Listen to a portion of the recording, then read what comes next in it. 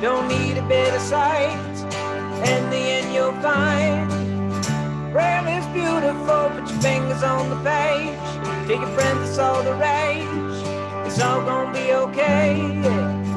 Braille is beautiful. Na na na na na na. Na na na na na. Braille is beautiful. Na na na na na. Na na na na na.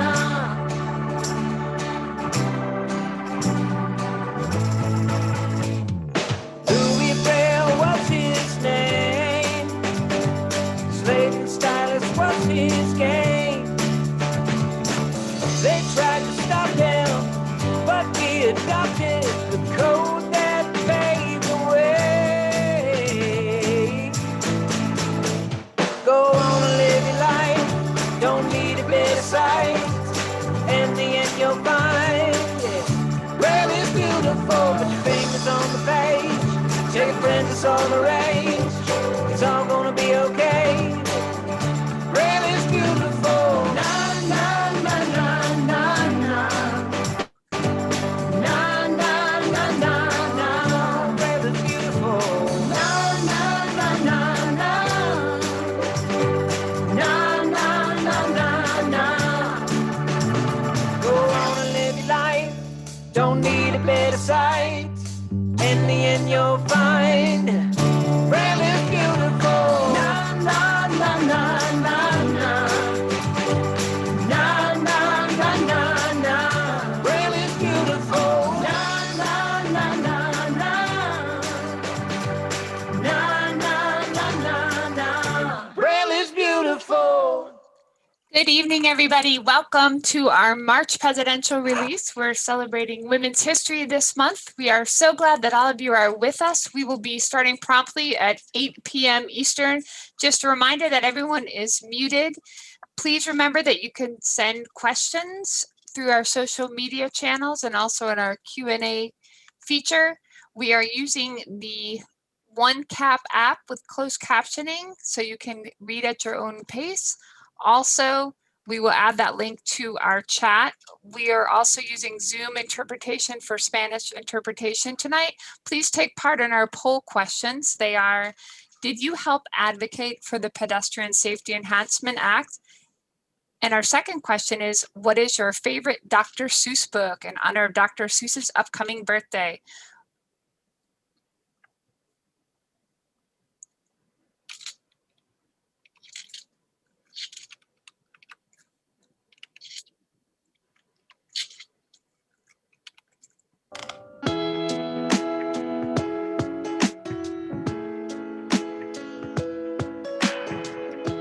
You're better than the best. I'm lucky just to linger in your life. Colder than the flip side of my pillow. That's right. Completely unaware.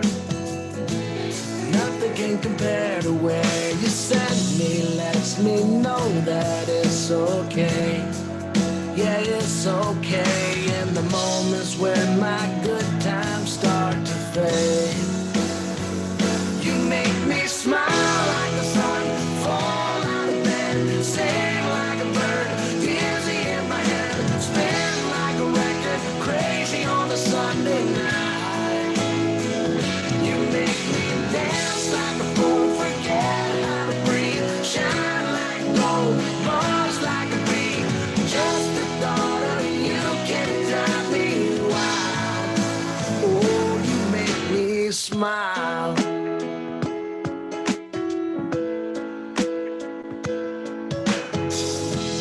Even when you're gone, somehow you come along just like a flower poking through the sidewalk crack.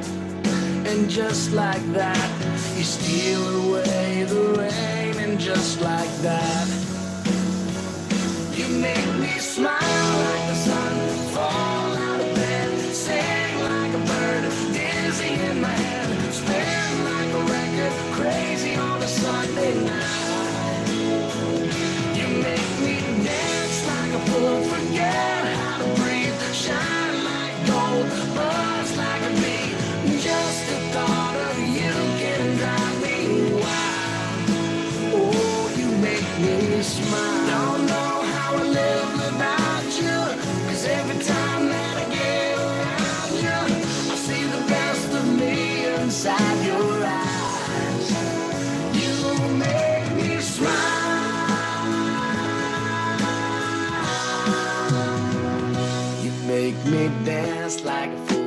forget how to breathe. Shine like gold, buzz like a bee.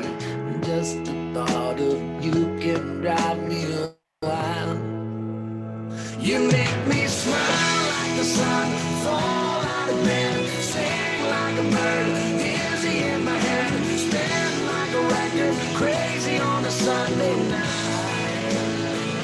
You make me dance like a fool, forget how to breathe, shine like gold, buzz like a bee. Just the thought of you can drive me wild. Oh, you make me smile. Oh, you make me smile. Oh, you make me smile.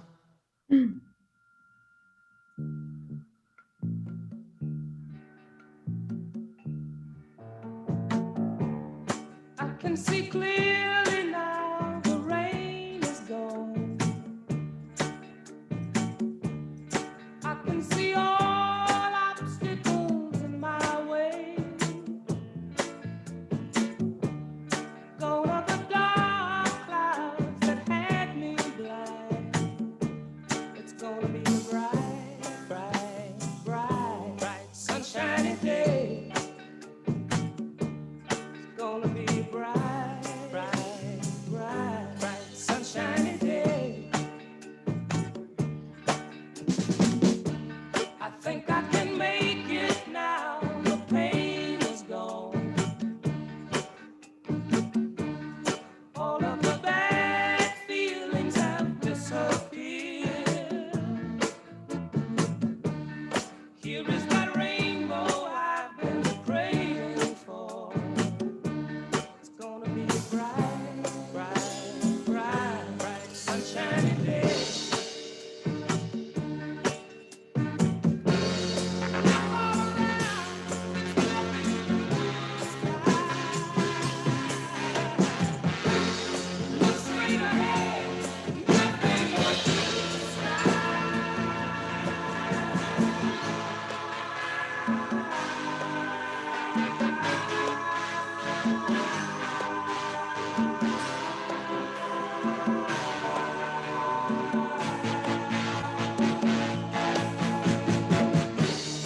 I can see clearly now, the rain is gone. I can see all obstacles in my way. Gone are the dark clouds that had me blind. It's gonna be a bright, bright, bright, bright, sunshiny day.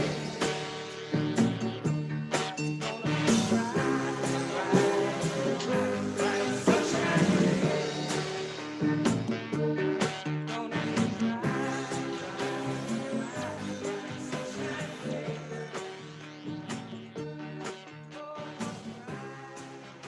Good evening, everybody. We are so happy that you have joined us tonight for our March presidential release, and we will be getting started promptly at 8 p.m. Eastern. Just a reminder to please take part in our poll questions that will be going on until 7:59 p.m. Eastern. We remember, along with closed captionings in our Zoom app, we're also using the OneCap app feature. Again, just a reminder that you can submit questions through the Q&A feature. And I want to now introduce Danny Martinez, who will share with us information about Spanish translation. Announcement regarding Spanish interpreting service. Anuncio referente al servicio de interpretación al español. Hola, si quisiera tener acceso al servicio de interpretación al español, por favor, siga los siguientes pasos. Presione el botón de más. Usualmente se encuentra abajo hacia la derecha. Encuentre la opción de interpretación de lenguaje. Seleccione el idioma preferido, en este caso el español. Tendrá la opción de seguir escuchando el audio original o silenciarlo para solamente escuchar la voz del intérprete. Presione el botón de terminar. Listo. Si quisiera hacer una pregunta durante la sesión, levante la mano. Si lo escogen para que abra su micrófono, haga la pregunta en español. El intérprete le apoyará dando el servicio en inglés.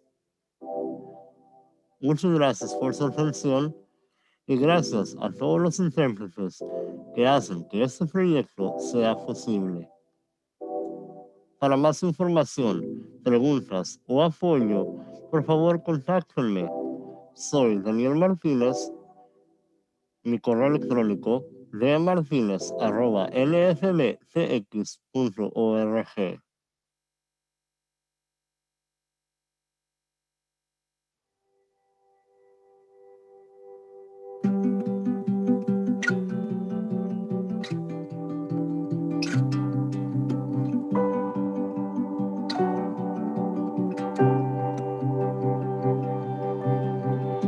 I close my eyes and I can see a world that's waiting up for me, that I call my own.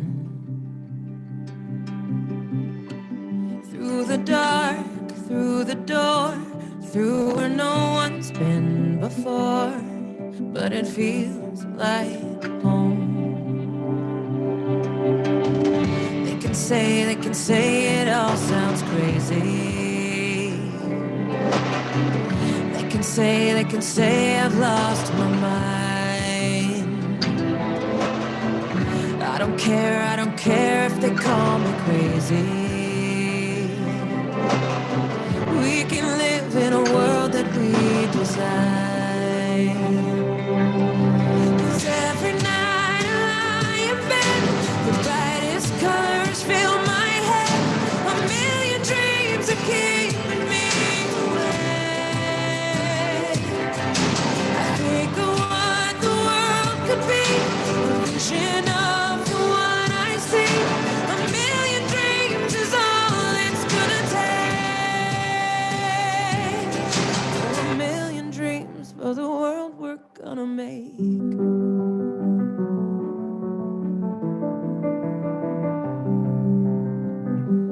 There's a house we can build. Every room inside is filled with things from far away. Special things I compile, each one there to make you smile on a rainy day. They can say it all sounds crazy. They can say we've lost our mind. See, I don't care if they call us crazy. Run away to a world that we design. Every night I lie in bed, the brightest colors fill my head. A million dreams are keeping me awake. I think of what the world could be, a vision of the one I see. A million dreams is all it's gonna take.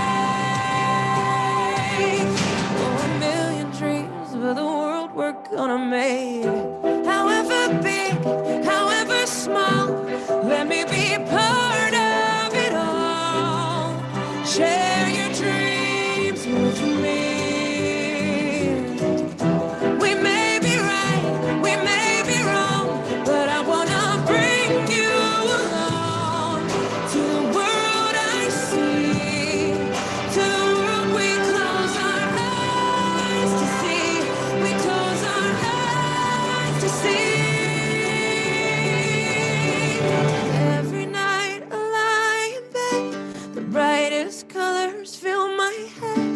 A million dreams are keeping me awake.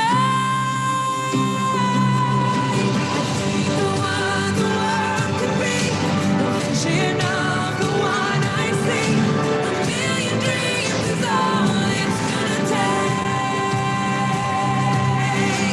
A million dreams for the world we're gonna make.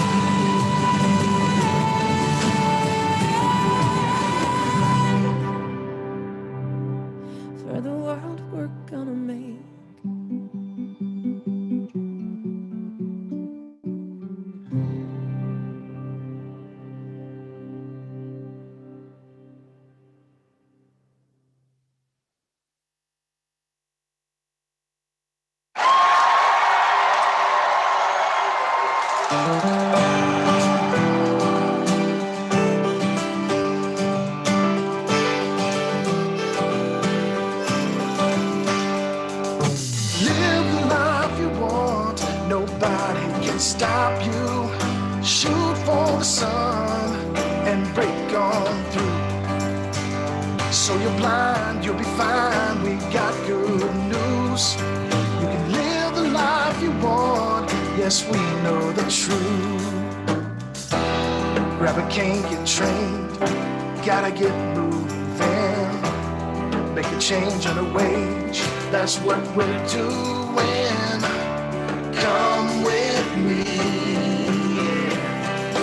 Live the life you want, nobody can stop you. Shoot for the sun and break on through. So you're blind, you'll be fine, we got good news. You can live the life you want, yes, we know the truth. You and me and it be, let's dream together.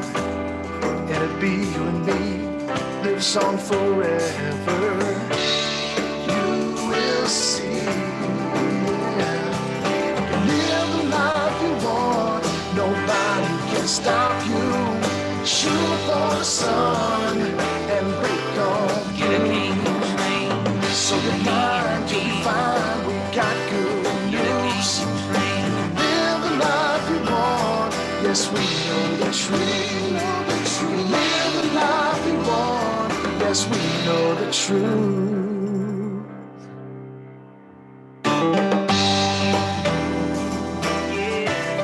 You know the truth.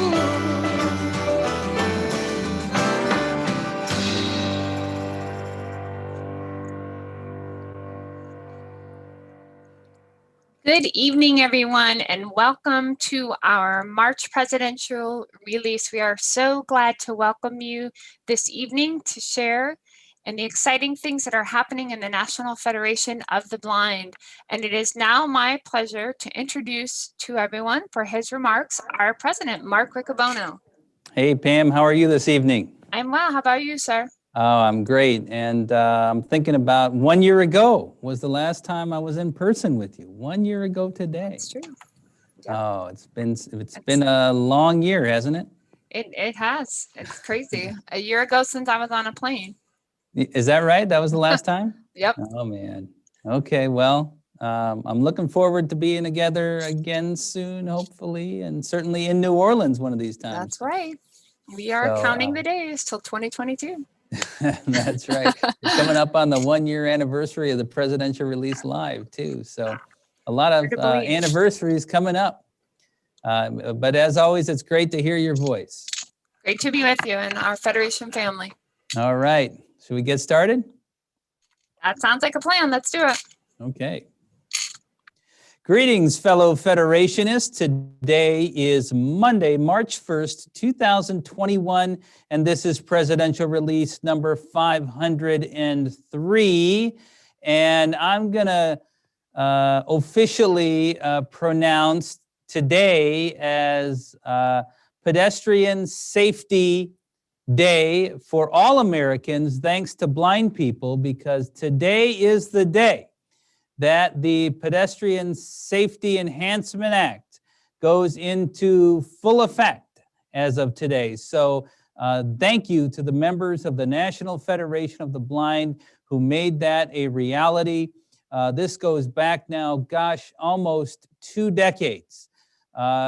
And it was truly a grassroots member-driven initiative started by Debbie Kent Stein of Illinois, and ultimately culminating in a bill that was passed by Congress and signed by President Obama into law on January 4, 2011. And as of today, 100% of all hybrid electric vehicles manufactured today or in the future must make a safe level of sound while stationary, in reverse, and up to speeds of 30 kilometers per hour. And that's because of the tremendous work and leadership of the National Federation of the Blind. If you're new to the movement, if you want to learn more about the Pedestrian Safety Enhancement Act, I would refer you to an article titled Progress on the Pedestrian Safety Enhancement Act that was published in the April 2017 issue of the Braille Monitor. What a great day to have a presidential release and to reflect on the work that we've done. Closely related, I want to celebrate our recent great work on our first virtual Washington seminar. We did tremendous work, especially on our co-sponsors for the Access Technology Affordability Act, where we doubled our support in both the House and the Senate. We gained 29 new House co-sponsors for ATAA and gained 7 new Senate co-sponsors for the bill. We also received tremendous support for our other legislative initiatives.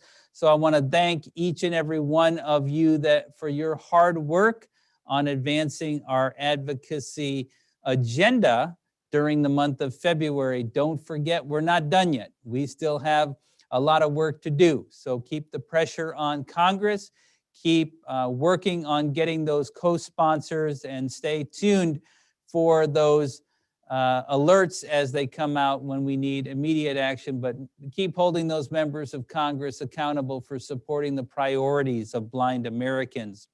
I also want to call your attention to the fact that I recently sent a couple of letters, important letters, to the members of Congress.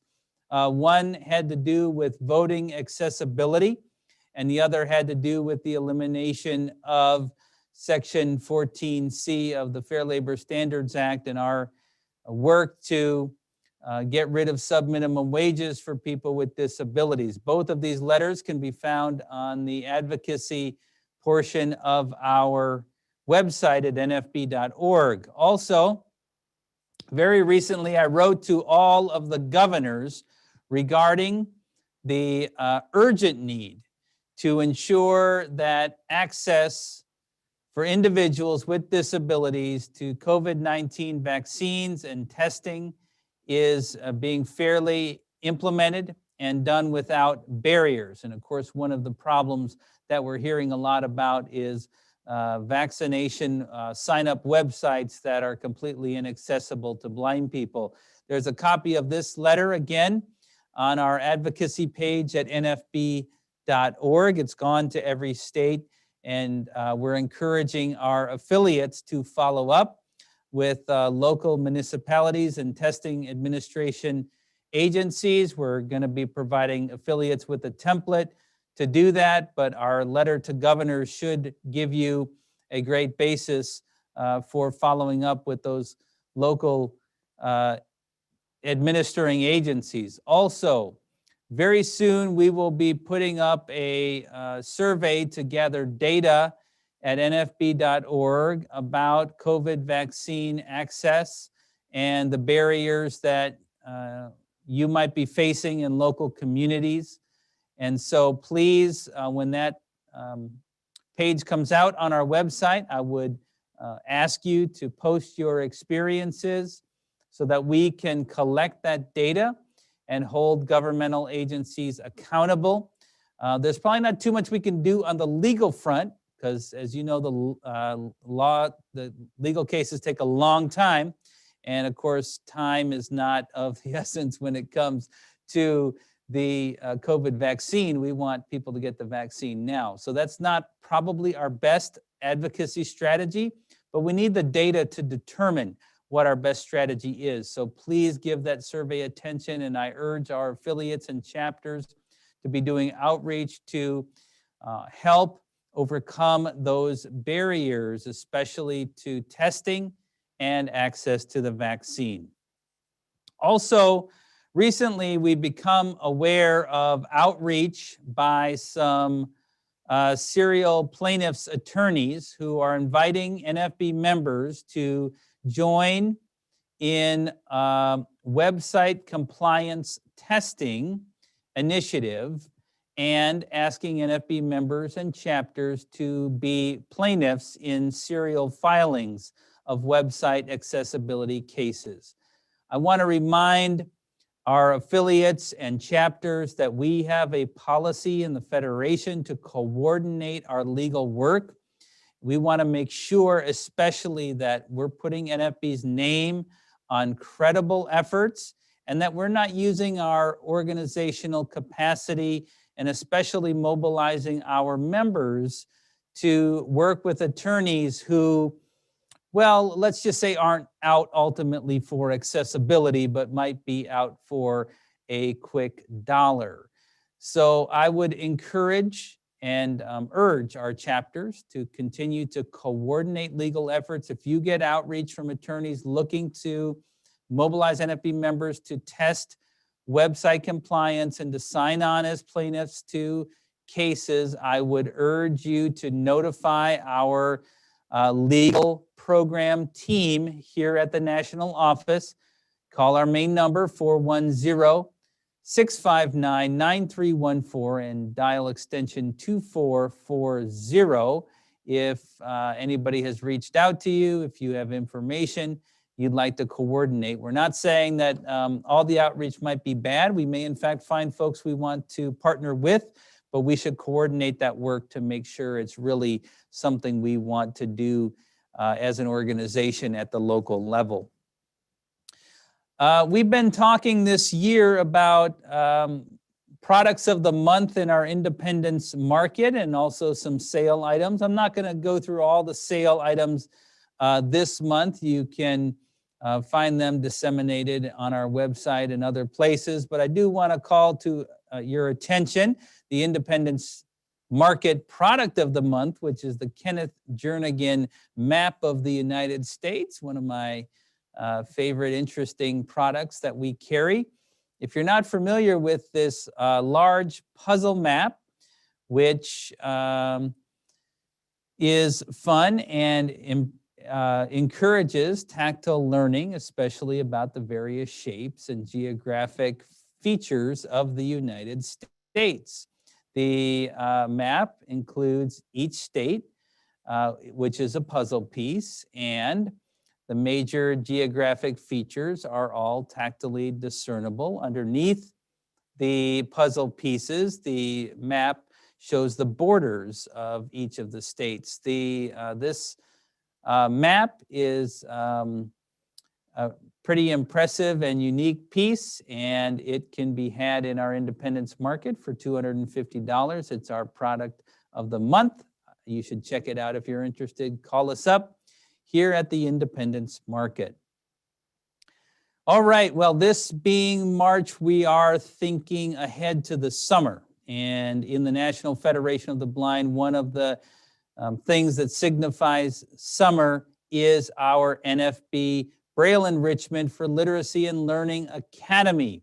And this year we're offering the in-home edition again. After a very successful initial launch of that program last year, we've made a very conscious decision to offer 3 virtual programs of NFB Bell Academy this summer for students across the country. Options will be available in the Bell Academy for beginners, intermediate, and advanced students. And as always, we are finding innovative ways to engage students in Braille literacy, even at a distance. Our Bell sessions will run, 3 of them, this summer. The first, session 1, is June 7 to June 18. Session 2, July 19 to July 30. And session 3 will run from August 9 to August 20. The Bell Academy is appropriate for blind and low vision children ages 4 to 12 who fall into one of the following categories. And I would venture to say probably every blind child does. children that do not receive enough Braille and non-visual skills instruction in school, children who could benefit from more Braille exposure over the summer, or I should say, children who would enjoy connecting with blind role models. I know I would have fit all those categories when I was in that age group. You can apply starting today, and space is limited, so we should encourage families to apply as soon as possible. Applications are available in Spanish and English. You can go to nfb.org/bell to receive more information and find access to the applications. Please sign up as soon as possible. Speaking of signing up, today is our traditional day to launch registration for our national convention. And in long-standing tradition, we are doing that actually right here this evening on the presidential release. You can now go to our website to sign up for the 2021 Convention of the National Federation of the Blind, which will run from July 6 to July 10. It will be held, once again, anywhere and everywhere. And our theme for this convention is Stronger Together, transforming and unifying our future. Registration is open tonight and will be open for the next few months. You can go to nfb.org/convention to get all of the convention related updates. If you want to jump directly to the registration, you can visit nfb.org/registration, but you can also get there from the nfb.org/convention page, where it has the details as they become available about our 2021 convention. Now, the board of directors has again decided that registration will be available free of charge to all participants. So this is really tremendous. It allows an opportunity for everybody and anybody across the nation to participate in our convention. And as you know, we registered over 7,000 people last year for our convention with less time. I think we can register more. This year, you will be offered an opportunity to provide a donation along with your registration. Keep in mind that the convention does still have associated costs, but you're not required to donate. It's available free to everybody. Now, registration is available to everybody, and that registering makes you eligible for door prizes, for special announcements, as well as perks that might come along, exclusive to convention registrants. And if you want to vote at the National Convention, you do have to be registered. Now, in order to vote, you will also, of course, have to be a member, a dues-paying member in 2021, and you will have to have paid your dues by May 31 of 2021. So register, and if you're a member and want to vote, you'll have an opportunity within the registration process to provide the phone number from which you will vote with. So there won't be a separate process this year. If you want to vote, you can do one registration, and as long as you're a member in our database, you'll be able to vote as long as you've registered by May 31. I would encourage chapters who might have members who might not be able to access the online registration to help them register. There will be a form in the Braille Monitor. That we do still have some members who like to send in their paper registration form, and you can do that as well. I imagine we'll probably have the downloadable form also on the website, but the easiest way really is to fill out the online form, and you can find more information in an upcoming Braille Monitor about the convention. I think April and forward will have a lot more information about the emerging National Convention, which I'm really excited about what we're going to do this year. And we announced at the Great Gathering Inn that the NFB of Maryland is hosting the convention this year for us. This is our convention, and so we should make it all that we want it to be. I am certainly thinking about program items for the convention, but I need your help. It's always a challenge to think up interesting program items, what presentations people might like to hear. Please send me an email at officeofthepresident@nfb.org. I need your ideas about what we should put into the general sessions. If you have other convention ideas, please send those along as well. I'll make sure they get to the right team members, but definitely send along ideas for the general sessions. I need them. I know it's going to be another exciting convention, bigger and better than last year. And speaking of bigger and better than last year, we spun up very quickly last year a virtual choir. And this idea was headed by Rachel Greider, a member of ours from the great state of California, who wrote and said, hey, I'd love to do this. Can we do this? And so we did last year, and thank you to those who participated, but we want to do it bigger and better this year. So here to talk about our 2021 virtual choir is our virtual choir director from California, Rachel Greider.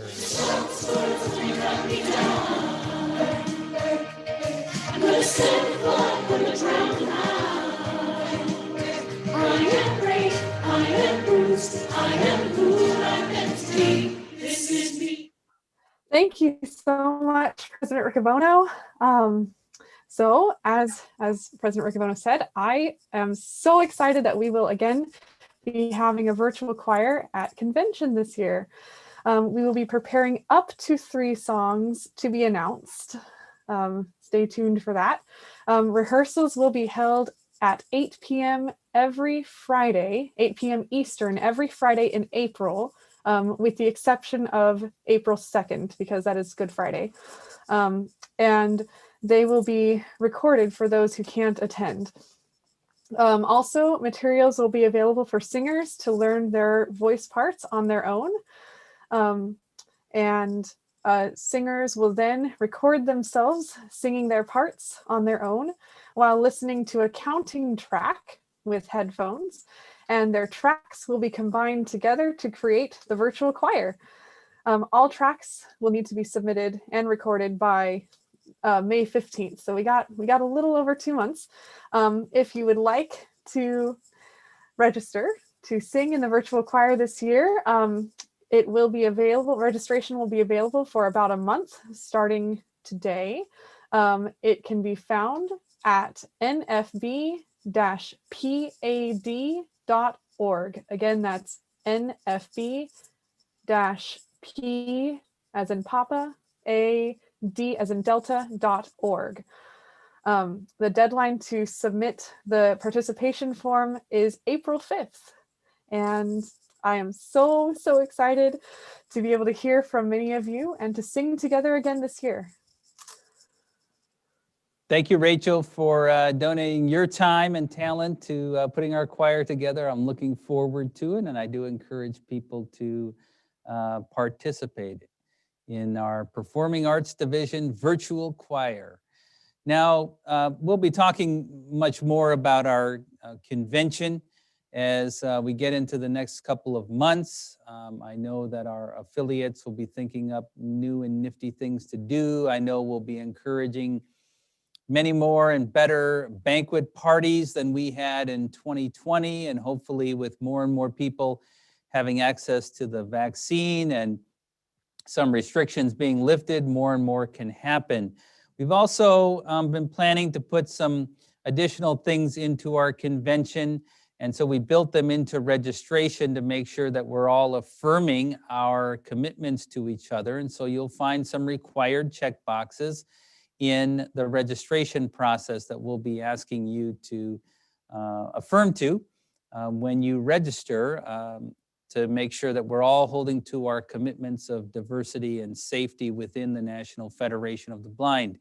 Here to talk about some of the work we're doing in the registration for convention, but also more generally some of the whatever brief updates she would like to provide from our survivor-led task force from the great state of New Mexico. I'd like to now give the floor to Daphne Mitchell. I'm a survivor, I'm not gonna give up, I'm not gonna stop, I'm gonna work harder. I'm a survivor, I'm gonna make it. I'm a survivor, keep on surviving. I'm a survivor. Thank you so much, President Riccobono, and good evening, Federation family. The Survivors Task Force and those volunteering with our 3 branches have begun to carry out the mission that President Riccobono charged us with roughly 2 months ago. The National Board of Directors adopted our organization's Code of Conduct in 2018 and have diligently worked to improve upon its scope and the process of investigating complaints every year. One of the steps we are taking to support the intentional culture shift towards full accountability is including a process to acknowledge and verify that those who register for convention will abide by the Code of Conduct. As President Riccobono mentioned, the convention registration form goes live tonight following the presidential release. And as you go through the registration process, at the end of the form, you will find 2 paragraphs which briefly outline the Code of Conduct, a link to the code itself, how to file a complaint under the Code of Conduct, consequences for violators, and information about how to contact the Survivors Task Force.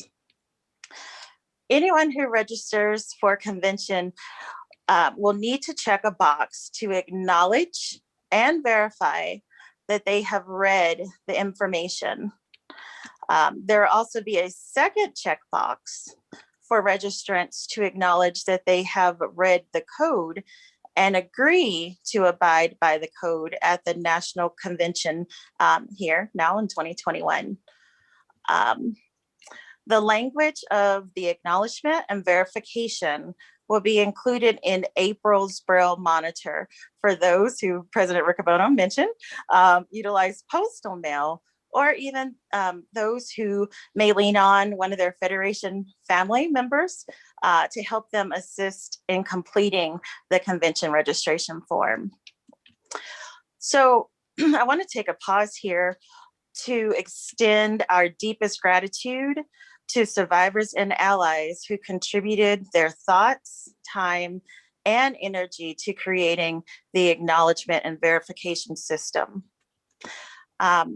If you too desire to lend your talents and voice to help further support our organization's culture shift, please visit the Survivors website at www.nfb.org/survivors to sign up for one of the branches. And we have training in culture, communications and engagement, and procedures and oversight. And you can also learn about other initiatives that we are currently carrying out. Lastly, I just want to reemphasize that everyone who finds themselves at a situation where they need to access the Code of Conduct complaint process should feel empowered to do so, and using either of the methods outlined in the code. You do not need to file a complaint through a specific leader, and you may have a trusted friend to help you to submit a complaint. We hope, again, that you don't find yourself in that situation, but if you do, please access the system, and we are working every day to make it better for all of us. Thank you so much for your time. Thank you very much, Daphne, and I appreciate your work and the continued work of our survivor-led task force. I have the pleasure of meeting with them, well, at least on a weekly basis, sometimes more. And I've continued to learn a lot from them. So thank you for that.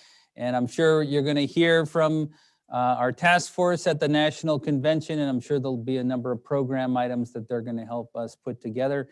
So I'm looking forward to an awesome 2021 convention where we're going to show what stronger together means, even in the virtual environment. So send those ideas along.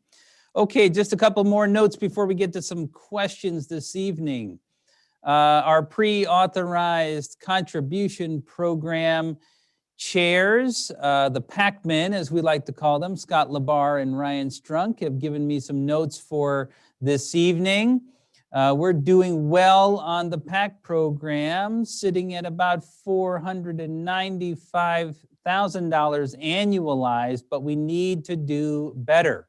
You can go to the PAC form at nfb.org/PAC, and you can find the PAC form there, and you can increase your PAC. You can sign up to make a monthly contribution to our organization there, or you can call 877-632-2722. That's 877-NFB2-PAC. Or you can send an email to PAC, P-A-C, at nfb.org, PAC at nfb.org, to express your interest in wanting to sign up for the program, and our team will get back in touch with you. I also want to congratulate the winner of our drawing at the Washington seminar. The drawing was for individuals who either increased their PAC or started a new contribution during the Washington seminar. And the winner of the drawing is Steve Lindsay of Washington, D.C., who will be receiving a $100 gift card to the Independence Market. Thank you, Steve, and to the other contributors to our PAC program. I want to welcome a number of new chapters to the PAC program, including from the National Federation of the Blind of Michigan, the Capital Region chapter, and the Michigan Association of Blind Students.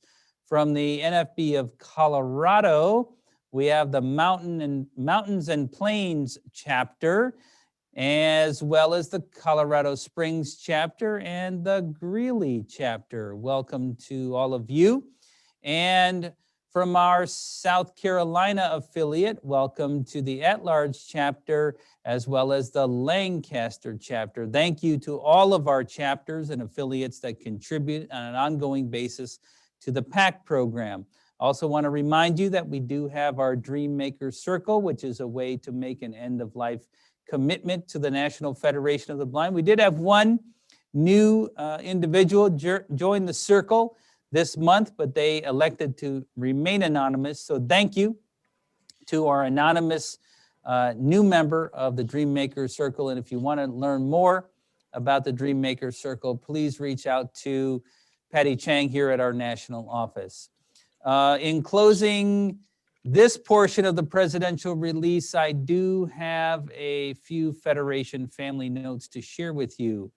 Marcus Soulsby, our president in West Virginia, reports that in January, longtime NFB of West Virginia member Andy Bauman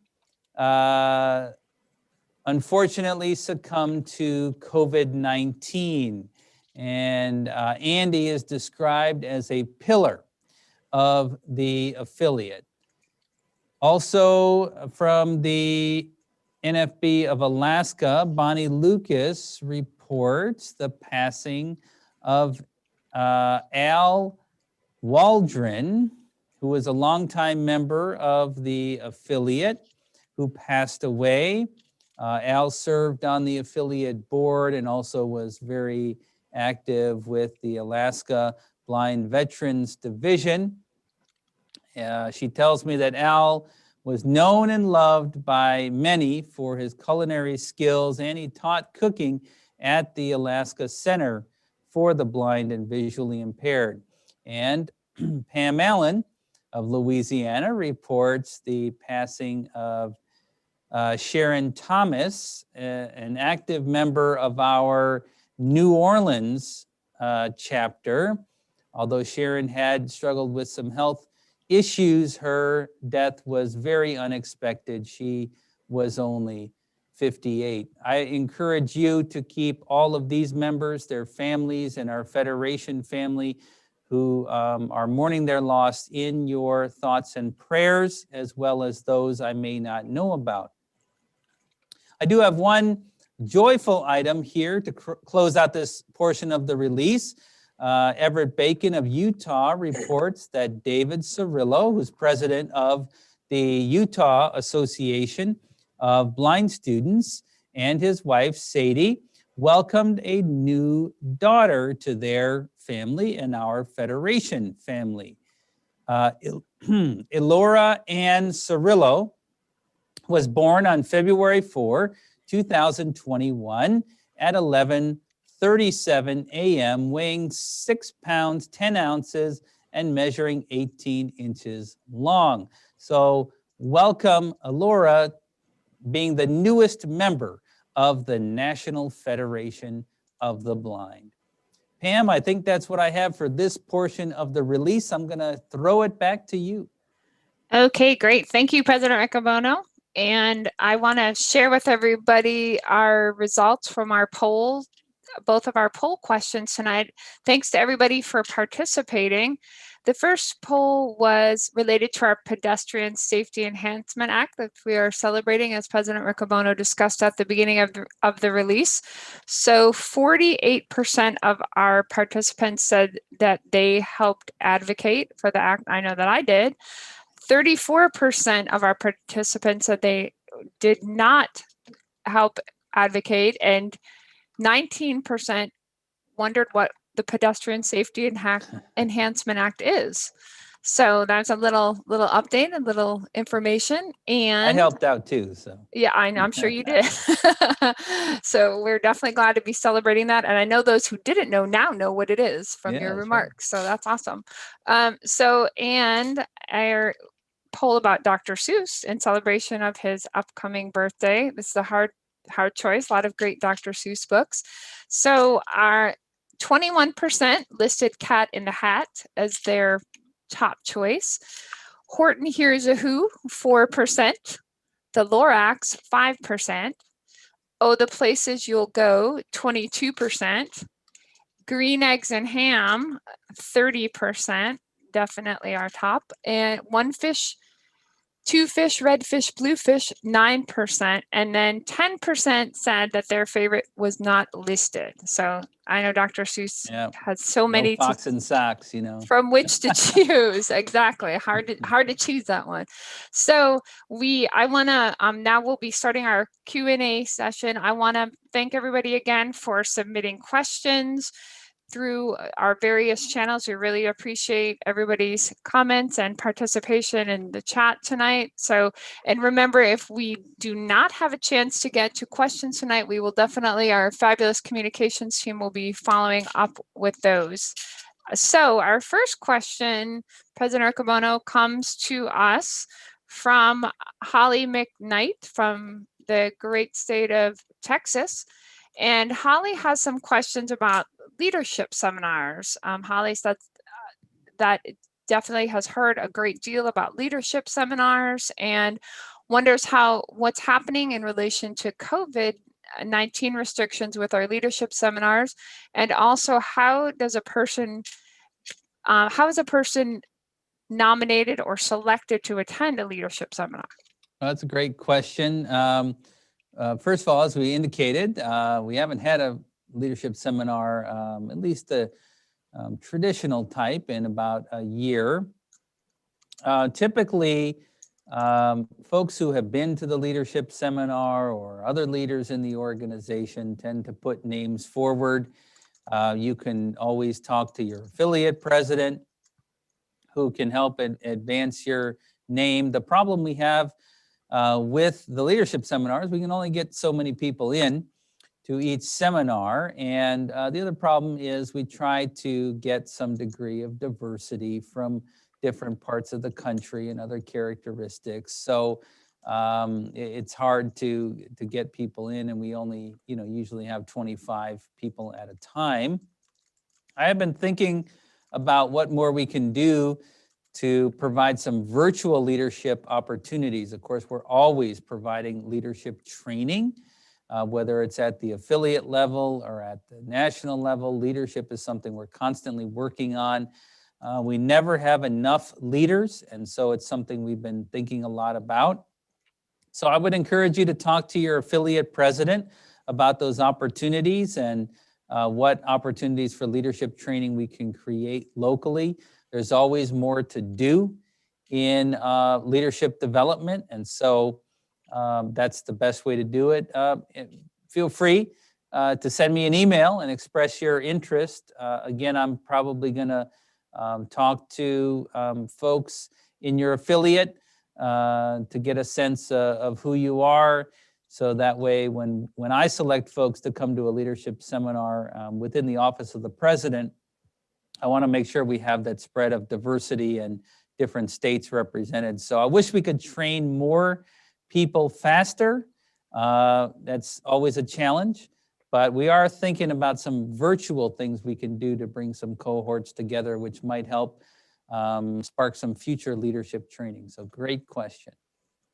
Okay, excellent. So now we will be introducing to ask a question, a wonderful leader from our Ohio affiliate and our Black Leader Serving for Advancement Committee. I'll turn it over to Suzanne Turner.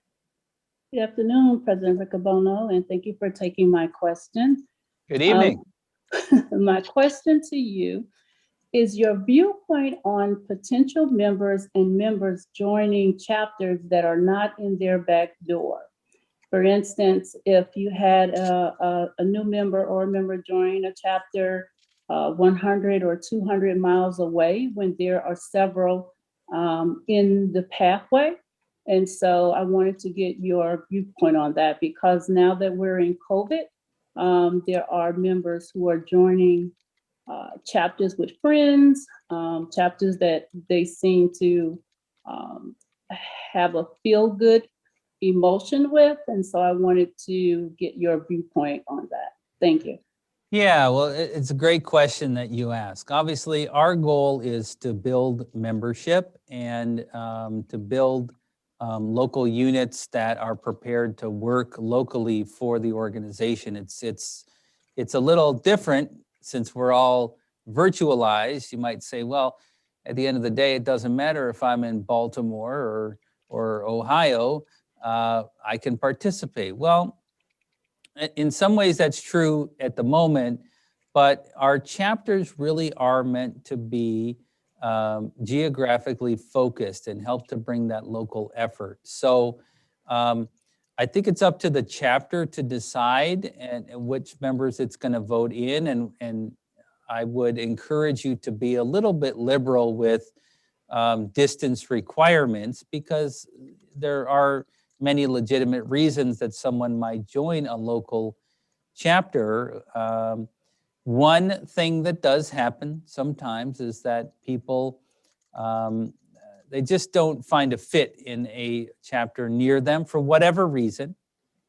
And sometimes it's helpful if someone has the option of joining another chapter. But I think, again, engaging that member when they come to your chapter, finding out why are they looking to join the chapter? Are they just looking to have another vote somewhere else? Or do they have a real legitimate reason for joining that chapter? I would encourage us not to have, say, a hard and fast rule. Since we're going to vote people into the chapter anyway, we should allow for exceptions that might be needed. Sometimes there's conflicts, personality conflicts are bound to happen in a people's movement.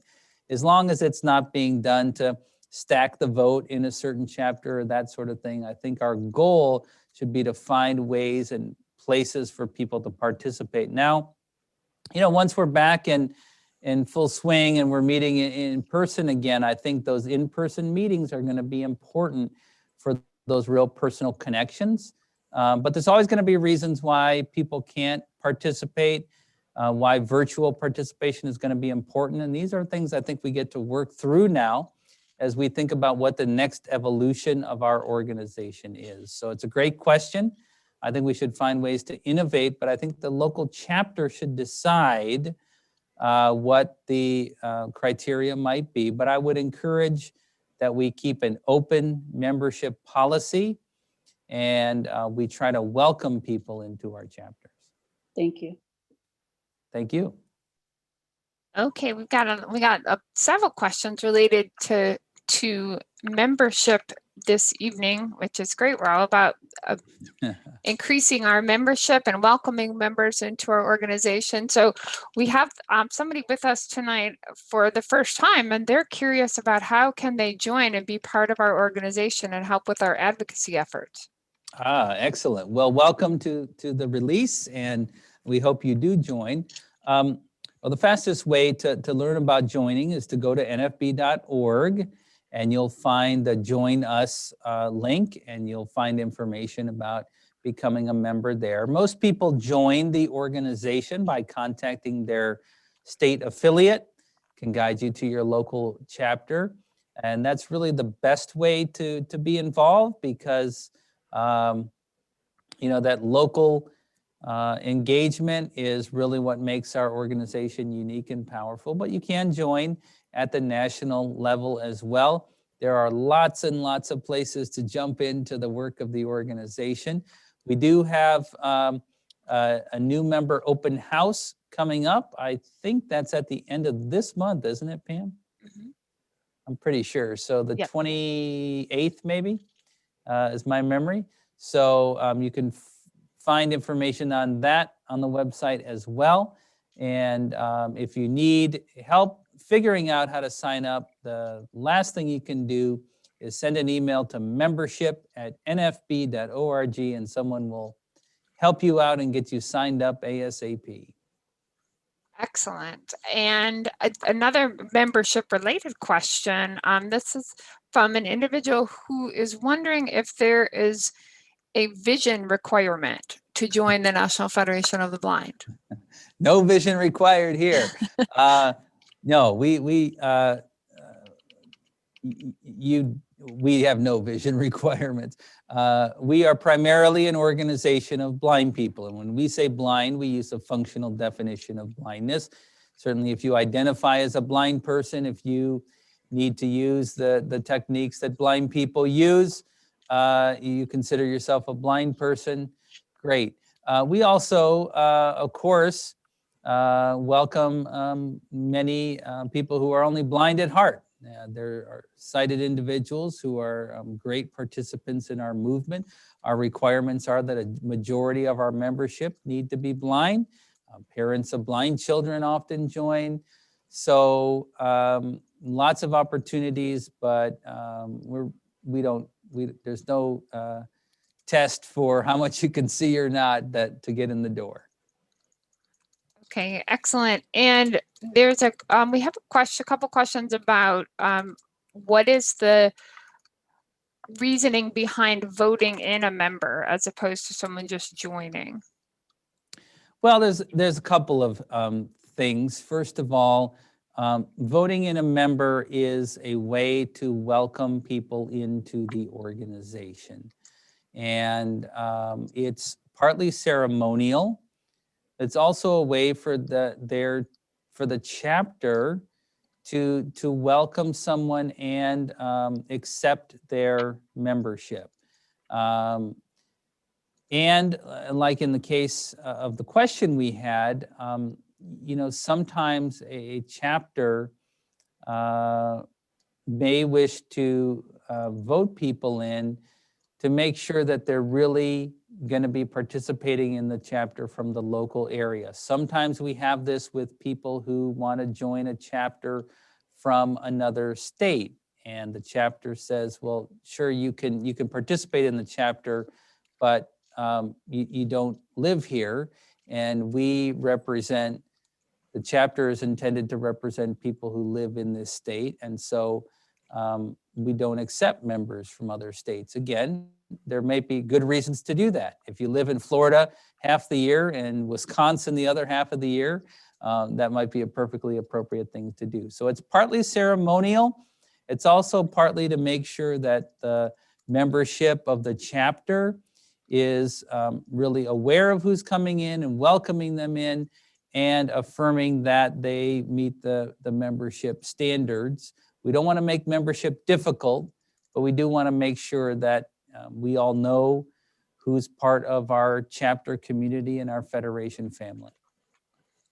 Okay, great. And then we have a question about, you talked earlier about only dues paying members could vote at national convention. And so this person would wonder what process is in place between our national office and our affiliates to verify those who can vote, and also how will voting work at national convention this year? Okay, so we are going to be voting via telephone the same way we did last year. Really, the vote by phone is the most equitable across the board method we could find for having as many people participate equally in the voting as possible. Now, we rely on local chapters and affiliates to report their membership rolls to the national organization. Most affiliates are in that process now. If you're in a chapter and you haven't heard from your affiliate asking for the membership rolls for this year, you should contact them ASAP because they should be gathering that data now. Some affiliates have already submitted it. Now, if you have members who join after the membership data is collected. Again, if they're new members, you should actually submit them through the new member form on our website so that they can get the new member information. But if you have members who hadn't paid their dues, say in 2021 till April or May, you can send in information to membership@nfb.org. To update that. Now, we're going to compare those who register and say they want to vote and say they're eligible members against those rolls. When we have questions, we will go back to the state affiliate to verify membership. So that is our credentialing system, is to go to the back to the affiliates. Now, we're planning, especially if you give us an email address, that if we don't see that you're a member, we'll have a couple of weeks to reach out to you, to have you tell us where you believe you are a member. Sometimes people think they're a member. Oh, I paid dues in 2018, so I'm still a member. They don't recognize that you have to pay dues on a yearly basis. So that's our process, and we'll have members of the national board who are not up for election this year will be helping to verify the voting process and the rolls. This worked fairly well this year, I think, because it's a one-step system. You can do it all in the same registration process. And remember, when you register, you'll have to give us the telephone number that you want to vote from, either by calling with that telephone number or by texting with that telephone number, but you'll need to give us that number when you register. So that's our process, and we're hopeful that it will work well. Okay, I know we'll all be getting pre-registered. We're looking forward to a great convention hosted by Maryland. Our next question this individual would love to compliment the survivor-led task force for all of the efforts and all of the outreach and communication, and has a question concerning when the RAIN trainings will be available to the membership at large. Well, that's a great question, and we don't know the answer to that question yet. Right now, we've established this initial training, and we're having 10 training sessions. It's going to be close to 1,000 people, and that's really what's going to drive the next step. We wanted to get that under our belt, understand it, and then decide how we're going to get this out to more and more people, and by what mechanism we're going to do that. So whatever future training is offered will be post-convention. So we haven't made any real commitment to that yet because we want to get through April, get feedback on the training. Was it helpful? Was it not helpful? What more would people like to see, so that we know what our next steps are? So there's a lot of things we want to do, but we also want to stack them carefully to make sure that we're really moving forward in a way that helps to build this movement in the way that we want. So our intention certainly is to provide more training and on an ongoing basis every year. We're just not sure yet how we're going to do that. And frankly, we're going to be looking also to our survivor-led task force to give us guidance on how to do that, the best way to do that, not only at our national convention, by going forward. So I know it's a difficult answer because I know people are eager to participate. We also want to make sure that what we're offering is not just ceremonial, that it actually makes a difference, it's helpful, and it builds the organization. Okay, great. Our next question is in relation to the upcoming open forum on diversity, equity, and inclusion. And this individual is wondering how to find out information about accessing that forum on March 8th. Yeah, so the diversity open meeting, the information has been circulated on the NFB listservs. I think just in the last day or so, I saw it hit the listservs. So the Zoom information is there. If you did not receive it, you can send an email to diversity@nfb.org, and I'm sure that the committee will be happy to send you the log-on information for that meeting. You could also reach out to your affiliate president or chapter president. I'm sure they can get their hands on the information from one of our listservs. Okay, we have a question from an individual whose wife was denied transportation from a ride-sharing service to a COVID test, and they're wondering what they can do to address that, or to whom they should speak. Well, it's a good question. Not sure if it's something we can help with, but you can reach out to our legal program by again calling extension 2440 here at the national office, and we'll take that information and see how we can guide you to the right resource. Also, you can certainly reach out to your affiliate. We would encourage you to file any complaints with the rideshare provider through their process that they have through the app. And you can also fill out our rideshare form on our website. But depending on the details, we'll see how else we can help. But definitely don't neglect filling out the form that the rideshare provider provides for that process. Okay, great. And we have another question. We were talking about the exciting Bell Academy coming up this summer, and we had a question about our Teacher of Tomorrow program and what is happening in respect to our Teachers of Tomorrow. Well, our Teachers of Tomorrow cohort has been getting together the last 2 months. I know they just met this weekend, and they have activities happening on a regular basis, and I know we'll be connecting them with mentors throughout the Federation. Rosie Carranza of Louisiana is coordinating this program for the Federation, and I'm sure she would love to hear from folks about how, if you're interested in helping work with our Teachers of Tomorrow program. There is an article in the Monitor also about the program, so I would refer you to the Braille Monitor, and I'm sure you'll be hearing from them more as the year goes on and as we get to know them. I had the opportunity to spend time with them in January in their initial meeting, and it's a great group of teachers, and it's a really important effort for us to really shape the future of teachers dealing with blind children in this country. So that's the status on that program. Awesome. I know we have some listening tonight, so that's exciting. We're Yeah, glad, all right. glad Well, they're welcome. with us.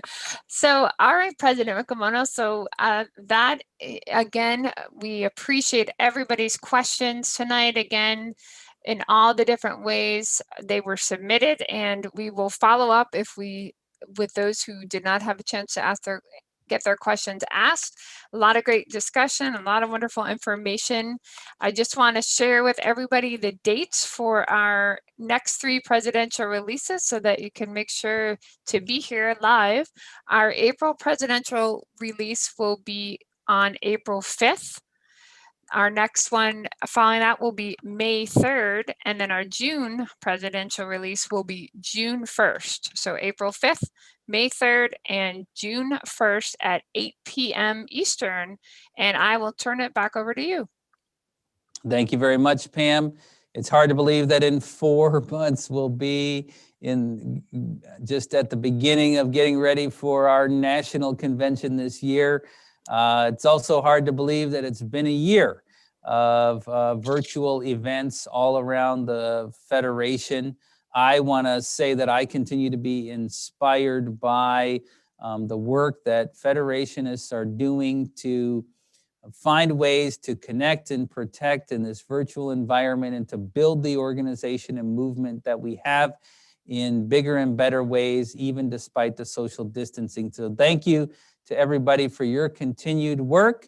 Welcome to March. Welcome to our new listeners to the presidential release, and we hope you will decide to join our organization. That's what I have for the month of March. I will leave you with our customary endings and say, let's go build the National Federation of the Blind. Hi, I'm Oriana, and I'll be telling you a joke. Okay. What's the joke? What did Rosemary say when Sage proposed? What? It's about time.